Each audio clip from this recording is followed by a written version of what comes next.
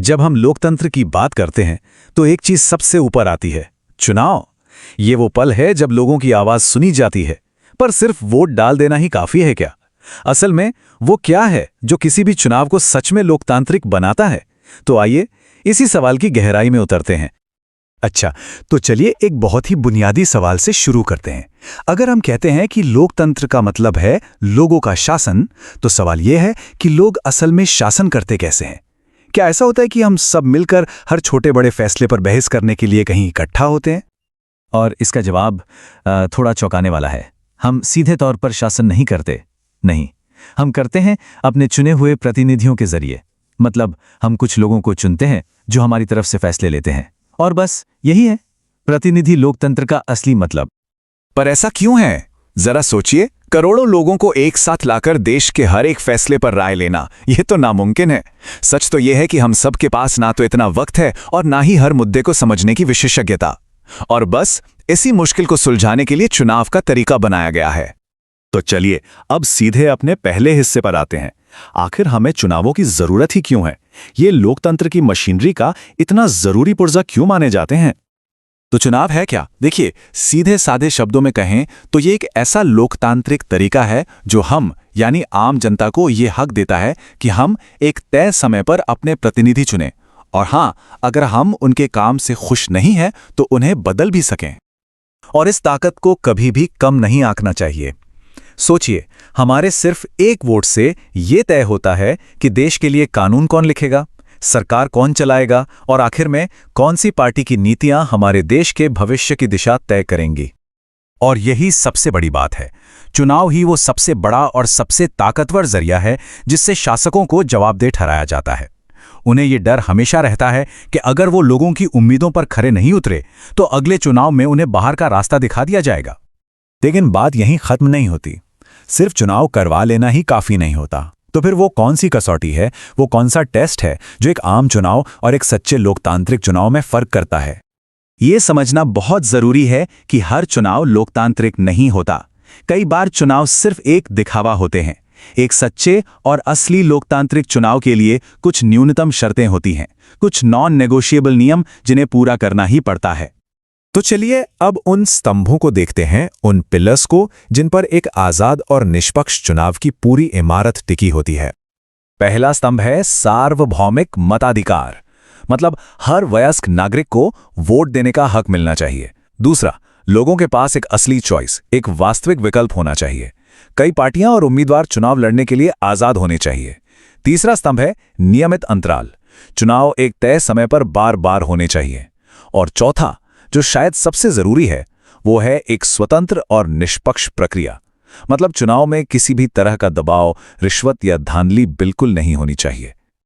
और जो हमने पहले स्तंभ की बात की, उसी में एक बहुत गहरा सिद्धांत छिपा है, एक व्यक्ति, एक वोट, एक मूल्य। इसका सीधा सा मतलब है कि हर एक वोट की कीमत बराबर है, चाहे वोट देने वाला अमीर हो या गरीब, किसी भी जाति या धर्म का हो, हर किसी के वोट का वजन एक समान है। यही तो राजनीतिक समानता है। तो जब ये सारे नियम, ये सारी शर्तें पूरी होती हैं, तब जाकर हम उस अंतिम नतीजे पर पहुंचते हैं जो इस पूरी लोकतांत्रिक प्रक्रिया का असली मकसद है। और वो नतीजा बहुत ही सीधा और सरल है। जिस भी उम्मीदवार को सबसे ज्यादा वोट मिलते हैं उसे ही चुना हुआ माना जाता है। बस यही जनता की मर्जी का सम्मान है। और ये बात हमें हमेशा याद रखनी चाहिए कि लोकतंत्र की आत्मा बस इसी एक लाइन में है। आखिर में, हर हाल में जनता की पसंद ही सबसे ऊपर होनी चाहिए, उसी की जीत होनी चाहिए। तो आज का हमारा सफर कुछ ऐसा रहेगा। सबसे पहले हम बात करेंगे राजनीतिक मुकाबले की, जो एक दो-धारी तलवार की तरह है। फिर देखेंगे कि चुनाव के लिए पूरा नक्शा कैसे तैयार होता है। इसके बाद मैदान के असली खिलाड़ियों से मिलेंगे, यानी वोटर्स और कैंडिडेट से। फिर चुनाव अभियानों के शोर शराबे को समझेंगे और आखिर में देखेंगे कि वोटों की गिनती के बाद विजेता तय कैसे होता है। चलिए शुरू करते हैं। तो ठीक है, चलिए सीधे मुद्दे पर आते हैं। देखिए, हर चुनाव के केंद्र में, उसके दिल में एक बहुत ही शक्तिशाली ताकत काम करती है, और वो है कंपटीशन, यानी प्रतिस्पर्धा। सच तो यह है कि यही वो चीज है जो इस पूरी चुनावी मशीन को चलाती है। और यहीं पर सबसे बड़ा सवाल खड़ा हो जाता है। ये जो राजनीतिक मुकाबला है, ये हमारे लोकतंत्र के लिए अच्छा है या बुरा? इसका कोई सीधा साधा जवाब है नहीं। और मजे की बात यह है कि यही सवाल, यही दुविधा भारतीय चुनावी सिस्टम की पूरी बनावट के केंद्र में है। देखिए, कंपटीशन बिल्कुल एक दो-धारी तलवार जैसा है। एक तरफ तो ये बहुत अच्छा है, ये नेताओं पर एक दबाव बनाता है कि वो जनता की सेवा करें, अच्छा काम करें। लेकिन इसका एक दूसरा स्याह पहलू भी है। यही मुकाबला समाज में फूट डाल सकता है, गुटबाजी पैदा कर सकता है, जिसे हम अक्सर गंदी राजनीति कहते हैं।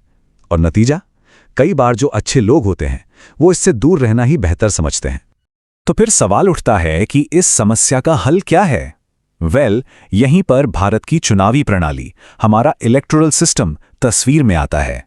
इसे आप एक तरह की रूल बुक मान सकते हैं, एक ऐसी किताब जिसका मकसद है इस खेल को निष्पक्ष बनाना, मतलब कंपटीशन के अच्छे असर को बढ़ावा देना और उसके बुरे असर को काबू में रखना। तो हमने कंपटीशन की इस दोहरी प्रकृति को तो समझ लिया। अब आगे बढ़ते हैं और देखते हैं कि इस मुकाबले के लिए खेल का मैदान, यानी कि पूरा रण क्षेत्र तैयार कैसे किया जाता है। आखिर ये चुनाव होते कहाँ हैं, किस जगह पर? अब देखिए, भारत इतना विशाल देश है कि सबके लिए एक साथ एक ही जगह वोट करना तो मुमकिन ही नहीं है। तो इसका हल क्या निकाला गया? पूरे देश को छोटी छोटी भौगोलिक इकाइयों में बांट दिया जाता है।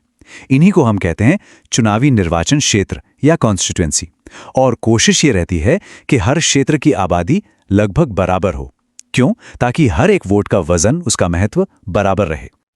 और ये जो निर्वाचन क्षेत्र हैं, ये दो मेन लेवल्स पर काम करते हैं। एक तो हो गए लोकसभा क्षेत्र, ये राष्ट्रीय चुनावों के लिए होते हैं। यहां से हम अपने सांसद यानी एमपी चुनकर दिल्ली भेजते हैं। और दूसरे होते हैं विधानसभा क्षेत्र, जो राज्य के चुनावों के लिए होते हैं। यहां से हम अपने विधायक यानी एमएलए चुनते हैं, जो राज्य की सरकार बनाते हैं। लेकिन क्या सिर्फ नक्शा खींच देना काफी है? क्या इससे ये पक्का हो जाता है कि खेल का मैदान सबके लिए बराबर है? सोचिए जरा, भारत जैसा देश जहां इतनी ज्यादा विविधता है, यहां यह कैसे सुनिश्चित किया जाए कि जो समुदाय ऐतिहासिक रूप से हाशिए पर रहे हैं, उनकी आवाज भी सत्ता के गलियारों तक पहुंचे? इसका जवाब मिलता है आरक्षित निर्वाचन क्षेत्रों की एक बहुत ही पावरफुल व्यवस्था में। होता क्या है कि कुछ सीटें अनुसूचित जातियों यानी एससी और अनुसूचित जनजातियों यानी एसटी के उम्मीदवारों के लिए रिजर्व कर दी जाती हैं। इसका सीधा सा मतलब यह है कि उन सीटों पर सिर्फ उन्हीं समुदायों के लोग चुनाव लड़ सकते हैं। इससे यह पक्का हो जाता है कि संसद और विधानसभाओं में उनकी एक गारंटीड आवाज हो। यह सबको साथ लेकर चलने के लिए एक बहुत ही जरूरी कदम है। ठीक है, तो खेल का मैदान तैयार है, नियम कायदे भी तय हो गए।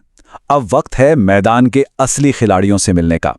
एक तरफ हैं वोटर्स यानी मतदाता, जिनके हाथ में असली पावर है, और दूसरी तरफ हैं कैंडिडेट्स यानी उम्मीदवार, जो इसी पावर को हासिल करने की दौड़ में हैं।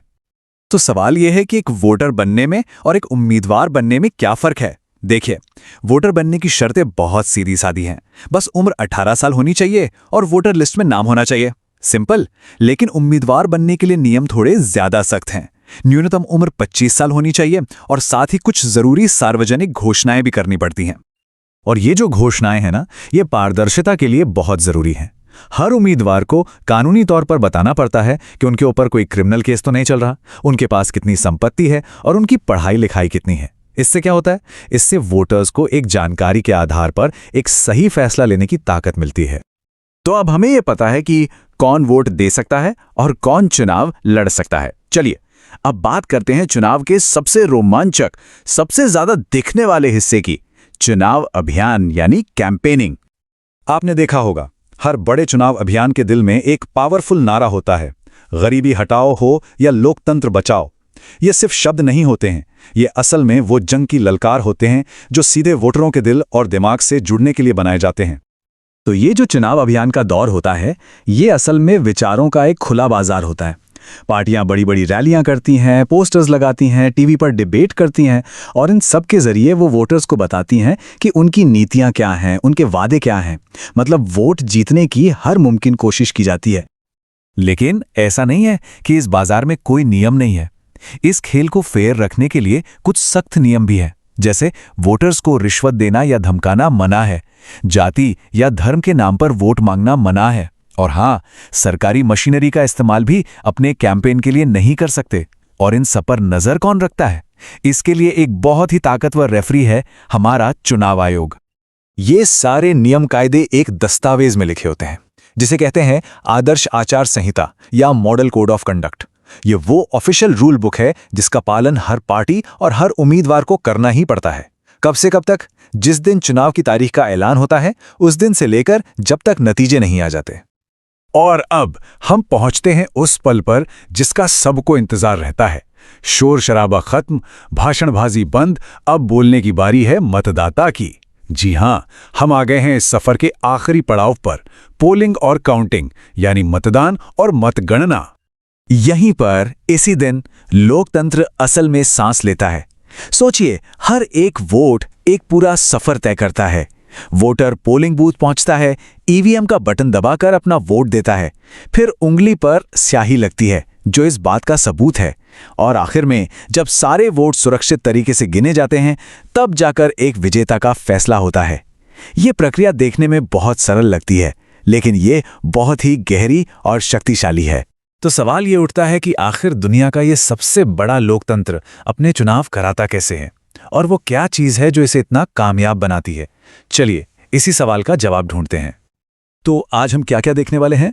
सबसे पहले हम बात करेंगे इसकी लोकतांत्रिक नींव की, फिर देखेंगे कि इसमें क्या चुनौतियां आती हैं, इसके बाद चुनावों से जुड़े कुछ जरूरी शब्दों को समझेंगे, और आखिर में इस पूरी प्रक्रिया को सुरक्षित कैसे रखा जाता है इस पर भी बात करेंगे। तो चलिए शुरू करते हैं। सबसे पहले बात करते हैं उन पिलर्स की, उन स्तंभों की जो भारतीय चुनावों को इतना भरोसेमंद बनाते हैं। देखिए, भारत की पूरी चुनावी प्रक्रिया के दिल में है एक बहुत ही पावरफुल और आज़ाद संस्था, हमारा चुनाव आयोग। अब दिलचस्प बात यह है कि इनकी नियुक्ति तो राष्ट्रपति करते हैं, लेकिन ये सरकार से पूरी तरह इंडिपेंडेंट होकर काम करते हैं, और यही इनकी सबसे बड़ी ताकत है, ताकि चुनाव बिल्कुल निष्पक्ष हों। अब जरा चुनाव आयोग की शक्तियों पर नजर डालते हैं। ये सिर्फ चुनाव करवाते ही नहीं हैं, बल्कि ये भी पक्का करते हैं कि मुकाबला बराबरी का हो। इसके लिए ये मॉडल कोड ऑफ कंडक्ट यानी आदर्श आचार संहिता लागू करते हैं। अगर कहीं कोई गड़बड़ी हो जाए तो ये दोबारा चुनाव का आदेश भी दे सकते हैं। इतना ही नहीं, निष्पक्षता के लिए ये अधिकारियों का ट्रांसफर तक कर सकते हैं, मतलब हर कदम फ्री और फेयर इलेक्शन के लिए। भारत के चुनावों की एक और बहुत बड़ी ताकत है लोगों की जबरदस्त भागीदारी, और इसमें भी खास बात यह है कि गरीब और हाशिए पर रहने वाले लोग बढ़ चढ़कर हिस्सा लेते हैं। अब सोचिए, ये क्या दिखाता है? ये दिखाता है कि लोगों को इस सिस्टम पर भरोसा है, उन्हें यकीन है कि उनके एक वोट की भी कीमत है। और ये जो चार्ट है ना, ये इसी बात को और साफ कर देता है। आप देख सकते हैं कि ओवरऑल वोटर टर्नआउट कितना हाई रहता है, और साथ ही मार्जिनलाइज्ड ग्रुप्स का पार्टिसिपेशन भी कितना एक्टिव है। ये सिर्फ नंबर नहीं है, ये इस बात का सबूत है कि लोगों का लोकतंत्र में विश्वास कितना गहरा है। अब भरोसे का सबसे बड़ा सबूत वो है चुनावी नतीजों को स्वीकार करना। भारत में ये आम बात है कि सत्ता में बैठी पार्टियां भी चुनाव हार जाती हैं, और जो पार्टी हारती है वो नतीजों को मानकर शांति से सत्ता छोड़ देती है। ये दिखाता है कि सिस्टम पर भरोसा कितना पक्का है। तो ये तो हुई इसकी मजबूतियों की बात, लेकिन कहानी का दूसरा पहलू भी है। हर सिस्टम की तरह यहां भी कुछ चुनौतियां हैं, कुछ दरारें हैं। तो अब बात करते हैं उन मुश्किलों की जो एक निष्पक्ष चुनाव के रास्ते में खड़ी हैं। तो क्या है ये चुनौतियां? सबसे पहले तो है पैसों का जबरदस्त इस्तेमाल, जिसे हम मनी पावर कहते हैं। फिर आता है राजनीति का अपराधीकरण, यानी क्रिमिनल बैकग्राउंड वाले लोगों का चुनाव लड़ना। परिवारवाद भी एक बड़ी समस्या है। इसके अलावा मीडिया कवरेज का एक तरफा होना और वोटर्स के पास कई बार अच्छे विकल्पों की कमी होना, ये सब मिलकर एक लेवल प्लेइंग फील्ड के आइडिया को चोट पहुंचाते हैं। लेकिन एक मिनट रुकिए, यहां यह समझना भी जरूरी है कि ये सारी समस्याएं सिर्फ भारत में ही नहीं हैं। दुनिया के कई पुराने और बड़े लोकतंत्र भी इन चुनौतियों का सामना कर रहे हैं। तो ये एक ग्लोबल प्रॉब्लम है जो हमें एक बैलेंस्ड व्यू देती है। अच्छा, अब आगे बढ़ते हैं और चुनावों की भाषा को समझते हैं। कुछ ऐसे खास शब्द हैं जो बार बार इस्तेमाल होते हैं। अगर हम इन्हें समझ लें तो पूरी चुनावी बहस को समझना आसान हो जाएगा। सबसे पहला शब्द है चुनावी क्षेत्र या इलेक्टोरल कॉन्स्टिट्यूएंसी। इसका सीधा सा मतलब है वो एक खास इलाका जहां के वोटर्स मिलकर अपना एक प्रतिनिधि यानी रिप्रेजेंटेटिव चुनते हैं। अगला टर्म है सार्वभौमिक वयस्क मताधिकार यानी यूनिवर्सल अडल्ट फ्रेंचाइज। ये लोकतंत्र की आत्मा है। इसका मतलब है कि देश का हर वयस्क नागरिक, चाहे वो किसी भी जाति, धर्म, लिंग या आर्थिक स्थिति का हो, उसे वोट देने का अधिकार है और हर किसी के वोट की कीमत बराबर है। फिर आता है आदर्श आचार संहिता या मॉडल कोड ऑफ कंडक्ट। इसे आप चुनाव के दौरान खेल के नियमों की किताब समझ सकते हैं। इलेक्शन कमीशन इसे जारी करता है ताकि कोई भी पार्टी या कैंडिडेट अपनी पावर का गलत इस्तेमाल ना करे और सबको चुनाव लड़ने का बराबर मौका मिले। एक शब्द जो हम अक्सर सुनते हैं वो है धांधली या रिगिंग। इसका मतलब है चुनाव में गैरकानूनी तरीके से दखल देना, जैसे कि जाली वोट डालना या वोटर्स को डराना धमकाना। ये पूरी तरह से अवैध है। अगला शब्द है सत्ताधारी या इनकम्बेंट। ये उस नेता या पार्टी के लिए इस्तेमाल होता है जो अभी पद पर है और दोबारा चुनाव लड़ रहा है। और आखिर में लेवल प्लेइंग फील्ड यानी समान अवसर। ये एक आइडियल सिचुएशन है। इसका मतलब है कि सभी पार्टियों और उम्मीदवारों को चुनाव में मुकाबला करने का एक जैसा निष्पक्ष मौका मिलना चाहिए। सारे नियम कानून इसी को पक्का करने के लिए बनाए जाते हैं। तो अब तक हमने सिस्टम की ताकत को भी समझा और उसकी कमजोरियों को भी। अब हम अपने आखिरी सेक्शन में चलते हैं और देखते हैं कि इस प्रक्रिया को और बेहतर बनाने के लिए आगे का रास्ता क्या है। जैसा कि कहा जाता है, चुनाव लोकतंत्र की नींव है और ये बात बिल्कुल सच है। अगर लोकतंत्र को मजबूत रखना है तो चुनावी प्रक्रिया का मजबूत होना सबसे जरूरी है। तो सार क्या है? सार ये है कि इतनी सारी चुनौतियों के बावजूद जो सबूत हमारे सामने हैं वो यही दिखाते हैं कि भारत के चुनाव काफी हद तक स्वतंत्र और निष्पक्ष होते हैं और लोगों का इसमें भरोसा रखना ही इसका सबसे बड़ा सर्टिफिकेट है। तो भविष्य को और बेहतर कैसे बनाया जाए? इसके लिए दो चीजें बहुत जरूरी हैं। एक, चुनावी सिस्टम में लगातार सुधार होते रहने चाहिए और दूसरा, हम नागरिकों को और ज्यादा जागरूक और चौकन्ना रहना होगा, क्योंकि आखिर में लोकतंत्र तो हम ही से है। तो आखिर में एक सवाल, अगर हम मानते हैं कि एक जागरूक नागरिक ही लोकतंत्र का असली रखवाला है, तो वोट डालने से ठीक पहले वो एक कौन सी चीज है जो हर वोटर को जरूर पता होनी चाहिए? इस सवाल पर सोचिएगा जरूर। अगर यह व्याख्या आपको समझने में मददगार लगी हो तो कृपया इसे लाइक और शेयर जरूर करें, ताकि और भी विद्यार्थी सरल भाषा में ऐसे ही नोट्स और एक्सप्लेनेशंस प्राप्त कर सकें। हमारे चैनल ई पाठशाला को सब्सक्राइब करना ना भूलें और बेल आइकन भी दबा दें, ताकि आने वाले हर नए चैप्टर की नोटिफिकेशन आपको सबसे पहले मिल सके।